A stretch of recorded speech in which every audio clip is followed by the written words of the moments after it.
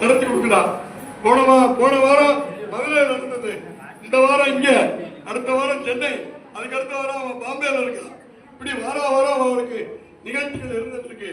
இவ்வளவு டைட்ல இருக்கிறதையும் புதுக்கோட்டைக்கு வந்து